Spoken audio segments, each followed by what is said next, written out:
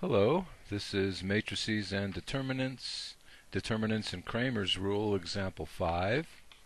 And in this example, they give us three formulas and their atomic weights, and we need to figure out the individual atomic weights of carbon, hydrogen, and oxygen. Well, this formula means 1 carbon and plus 4 hydrogens add up to 16. This one, 3 carbons, 8 hydrogens, and 3 oxygens add to 92, and 2 hydrogens and 1 oxygen add up to 18. So putting that in an equation, or in 3 equations, this is what it looks like. 2 hydrogens and an oxygen, there's your glycerol, and that first one is methane, sometimes pronounced methane. So we have to use Cramer's rule to figure this out, and Cramer's rule for 3 variables.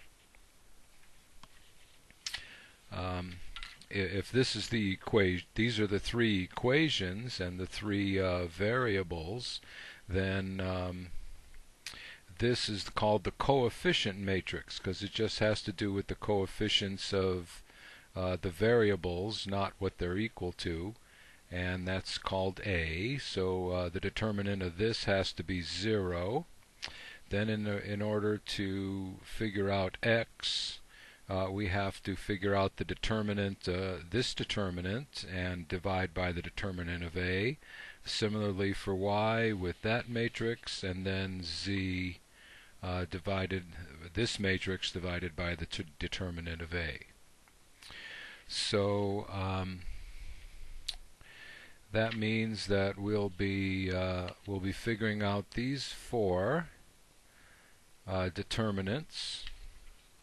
This first one is the determinant, the coefficient matrix, that determinant, and I like to use this little formula that we saw before in the other examples to figure this out. So we'll figure out these products and get their sum, and then we'll subtract the sum of those products.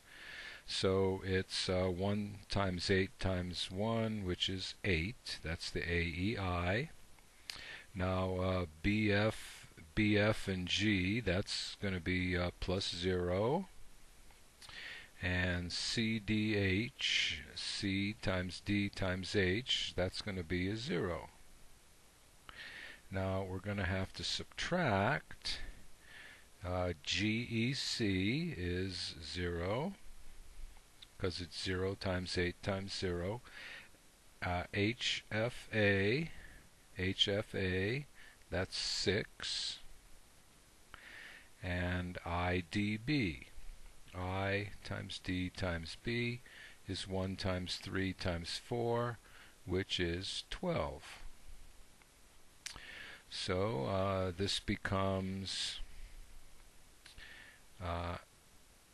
8, take away 18, so for this we get negative 10. So if we do the same thing for this matrix, figure out all of these sums, and this works out to negative 120.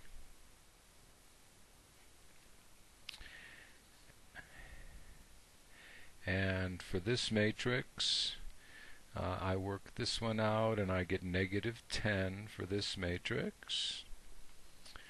And the last matrix, work this one out and you get negative 160. So to get carbon, it was carbon, hydrogen, and oxygen. So to get carbon, we'll divide this by negative 10, and that means carbon equals positive 12. And this was hydrogen. Hydrogen, the lightest element, it's positive 1. And this last one was oxygen. Oxygen is positive 16.